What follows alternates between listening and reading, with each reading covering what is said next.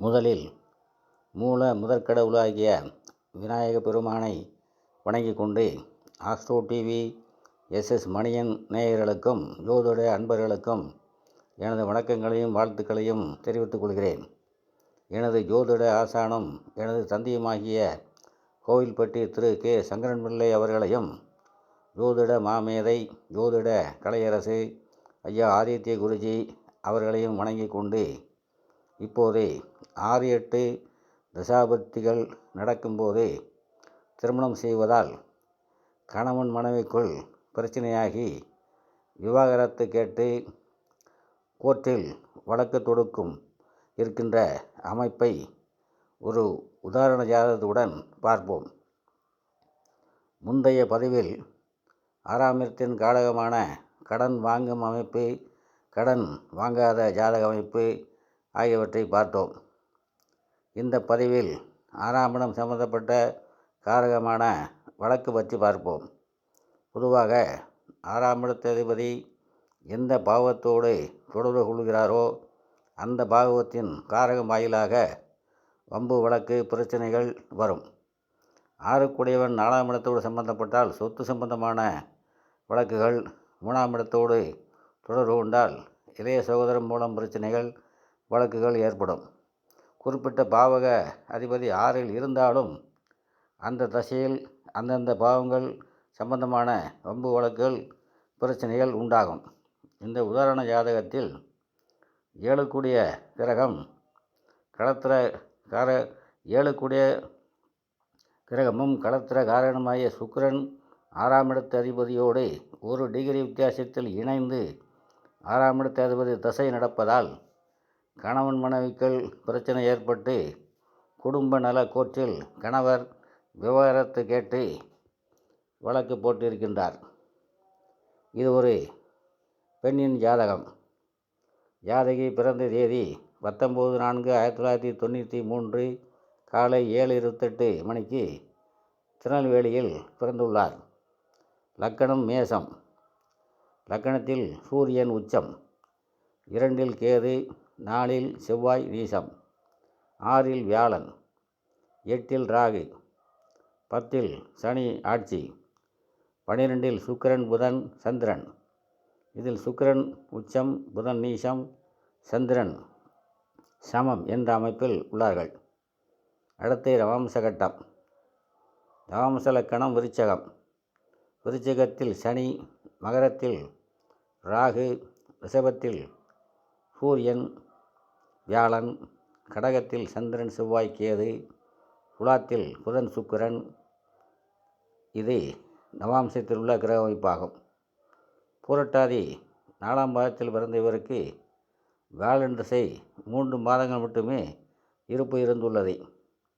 19 வயது வரை சனிமக தசை நடந்துள்ளது. அதன்பின் புதன் திசை ஆரம்பம். 11ஆம் இடத்து சனி அவிட்ட நட்சத்திர சாரத்தில், அதாவது 1-8 செவ்வாயின் சாரத்தில் இருக்கிறார்.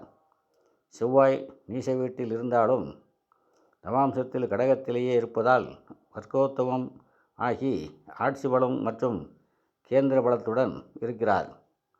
வீடு கொடுத்த சந்திரன் தேவத சந்திரன் ஆனாலும் உச்சம் பெற்ற சுக்கிரனோடும் தனித்த புதனோடும் இருப்பதாலும், வியாழன் 7ஆம் பார்வையாக சந்திரனை பார்ப்பதாலும், சந்திரன் இழந்த ஒளியை மீண்டும் பெற்று வலுவாக இருக்கிறபடியால் இவர் என்ஜினியரிங் படித்து பட்டம் பெற்றுள்ளார். இதில் கவனிக்கத்தக்கது, தசாநாதன் சனி 2ஆம் இடத்தையோ 4ஆம் இடத்தையோ பார்க்கவில்லை. அதனால் கல்வியில் தடை இல்லை.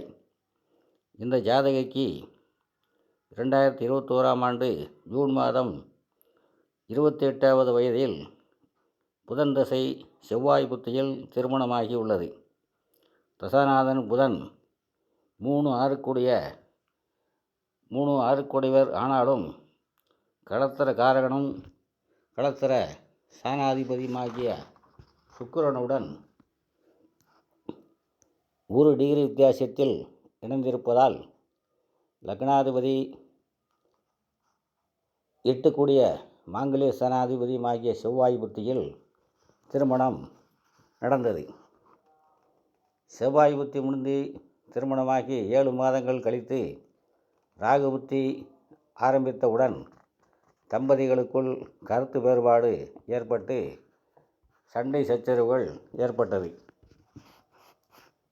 தசாநாதன் 6க்குடையவர் கடத்தஸ்தானாதிபதி சுக்கிரனுடன் சேர்ந்திருப்பதாலும் புத்திநாதன் ராகு 8ஆம் இடத்தில் இருப்பதாலும் 6-8 தசாபுத்தி என்பதால் கணவர் விவாகரத்து கேட்டு குடும்ப நல கோர்ட்டில் வழக்கு தொடர்ந்து உள்ளார். ராகு புத்தி முடிந்து வியாழ புத்தி ஆரம்பித்த பிறகும் வழக்கு முடியவில்லை. வியாழனும் 6ஆம் இடத்தில் இருப்பதால் வழக்கு நடந்து கொண்டு இருக்கிறது. அடுத்து வரும் சனி புத்தியில்தான் விவாகரத்து வழக்கு முடிவுக்கு வந்து ஒன்று சேருவார்கள். ஏனென்றால் 11க்குடையவன் வழக்கை ஜாதகிக்கு சாதகமாக முடித்து கொடுப்பார் என்பதாலும் தசாநாதனுக்கு 12இல் சனி இருப்பதாலும் அதன்பின் இருவரும் இணைந்து வாழக்கூடிய அமைப்பு உண்டு. மேலும் கோச்சாரப்படி மீனராசிக்கு 3 வருடத்துக்கு முன்பே 7.5 சனி ஆரம்பித்ததும் ஒரு காரணமாகும். ஆகவே இந்த ஜாதகத்தின் விளக்கம் இத்துடன் நிறைவு செய்து மீண்டும் அடுத்த பதிவில் சொத்து சம்பந்தமான வழக்குகள் நடக்கும் உதாரண ஜாதகத்தை பார்ப்போம். எனது பதிவு பிடித்திருப்பவர்கள் லைக் செய்யவும், கமெண்ட் செய்யவும், நண்பர்களுக்கு ஷேர் செய்யவும், சப்ஸ்கிரைப் செய்யாதவர்கள் சப்ஸ்கிரைப் செய்யுமாறு அன்போடு கேட்டுக்கொள்கிறேன். அனைவரும் நலமாக இருப்பீர்கள், வாழ்க வளமுடன் என்று கூறி விடைபெறுகிறேன். நன்றி, வணக்கம்.